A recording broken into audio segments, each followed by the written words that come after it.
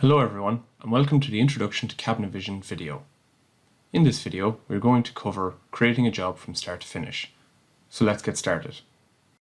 To start a new job in Cabinet Vision, we click on the white page icon in the top left corner, or we can click the File button. This will open a new menu. In here, we can start a new job, open an existing job, batch multiple jobs together for processing, or recover a corrupted job. We are going to click on New.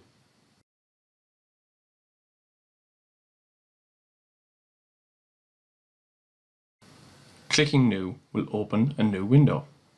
This window allows us to enter job information. The job number is the job reference.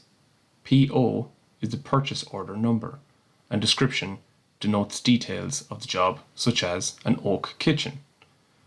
If we click OK, then we will start a job. Now that we have clicked OK, we can start a job in Cabinet Vision. The large white area is known as the work area, and it is where we will be doing all of our drawing.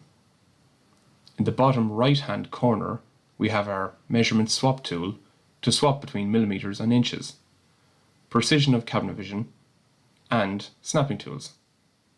We can turn on and off the grid with the center snapping option.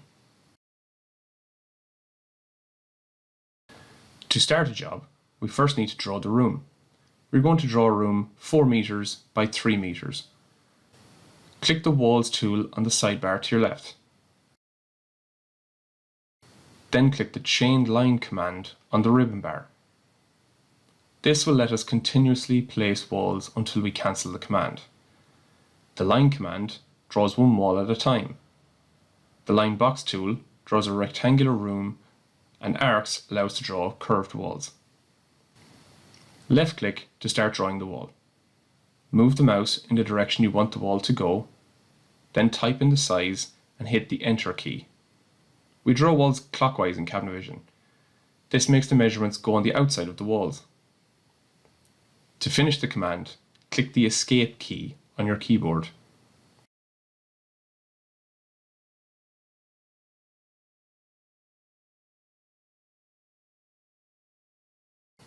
Now that we have drawn our walls, we need to add doors and windows to the room.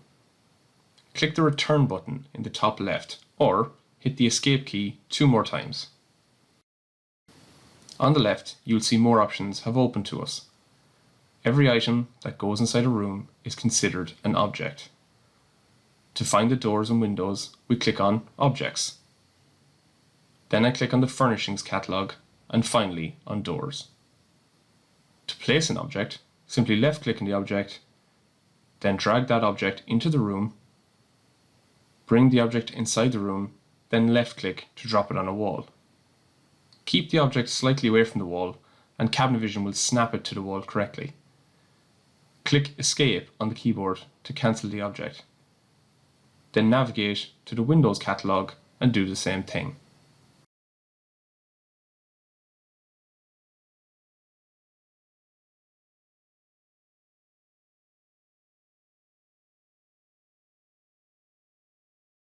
Up until now, we've been working on Plan View, but to position the doors and windows correctly, we need to go to Elevation View. Click on Elevation. We can use the left and right arrows to move between walls. Left-click on the door or window, then use the clearances to position them correctly. Clearance left-right is the distance to the closest object. End position left-right measures to the wall. Center position left-right is from the center of the object to the walls.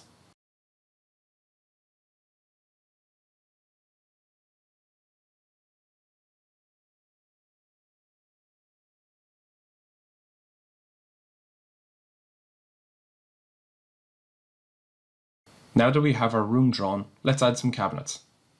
Navigate back to the catalogues and find the Custom Cabinets catalogue.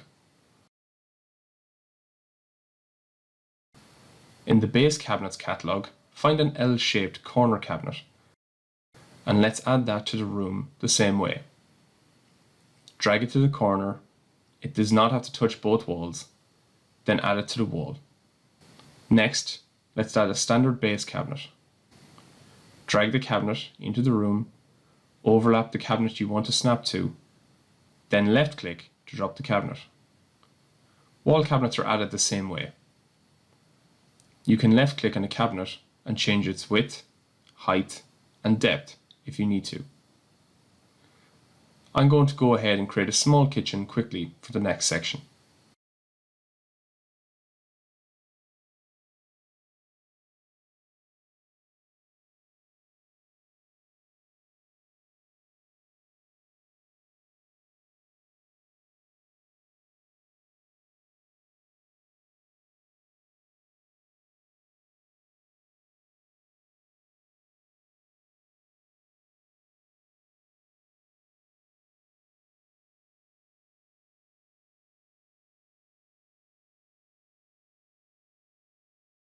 Let's look at the ribbon bar.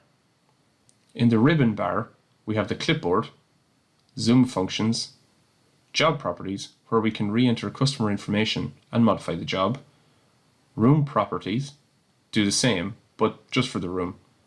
Room modifications allow us to copy, delete, center room centers the room for 3D rotation, and reverse room mirrors the room when doing left-hand and right-hand versions of the same room. The last feature we're going to use is the measure tool.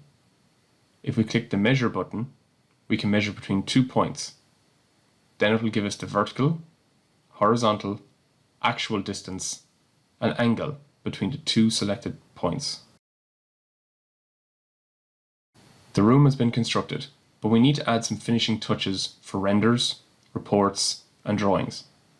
If we go back to our sidebar, you will see the next features we will look at, including floor, ceiling, tops, and moldings. To add a floor to the job, click Floors, then Auto-Build Floors. This will add a floor to the room. Ceilings are added the same way. Countertops are added by clicking Tops, then Auto-Build Tops, and finally select Entire Room, then OK. Moldings, we need to select what type of molding we wish to add. I'm going to add cornice from the drop-down. Then click Auto Build Molding, select Entire Room, and OK. Now the room is ready for 3D, reports, and drawings. Click on 3D tab to view the room in 3D. Left click and drag the room to spin the room in the direction that you wish. You can also click in the mouse wheel button to pan the screen. To change to different render modes, click the drop-down arrow under Render mode. Here, there are 3 modes. Wire mode, to view the room with only lines. Fill mode, this assigns a solid color to different materials. And texture mode, which applies textured images to the different materials. To create a simple render, you can click the Enhance button to clean up the image. You can send any view to the Drawings page by right-clicking and then click on To Drawing. You can add multiple views with the Camera button. This will open a new menu. You can move the camera by left-clicking and dragging the camera into position. Height is the height position of the camera off the ground. Target height is the height the camera is looking at off the ground. Angle is the viewing angle, normally set to 50 degrees. Click Preview to check the view, then click Close if you're happy. To save this view, you can right-click and click Save View.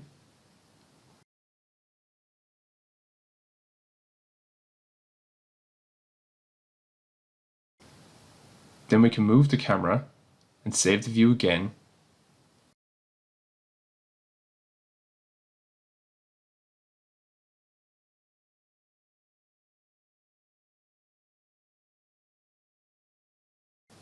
Now, at the top of our screen, we can swap between different views quickly. You can also adjust lighting using the Lights tool on the sidebar. Next, we are going to look at Reports tab. Opening the tab, you are shown a list of all the objects in the room. Order entry allows us to add cabinets to a job without them appearing in any of the orthographic views.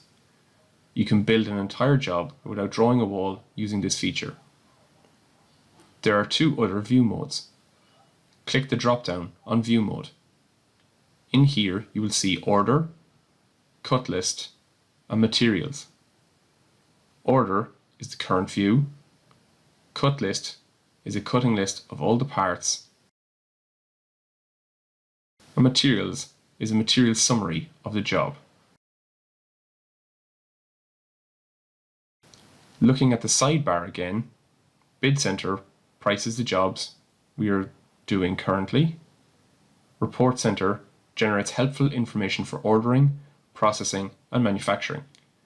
Plan and elevation sheets automatically generate plans and elevation CAD drawings. To do this, click Plan and Elevation Sheet, select All, and then to Drawing. This will send our drawings to the Drawings tab. Assembly Sheets generates drawings for each cabinet. Part Sheet does the same thing except for individual parts. Last, let's look at the Drawings tab. To navigate the drawing page, simply click the left and right arrows in the ribbon bar. As you can see, we have our plan and elevation views as we sent them from the Reports tab. If you want to add more information to the drawings, you can use the CAD tools on our sidebar. This works much the same as any CAD system. Click Lines to draw a line, Dimensions to add new dimensions, and Text to add extra text to the drawing.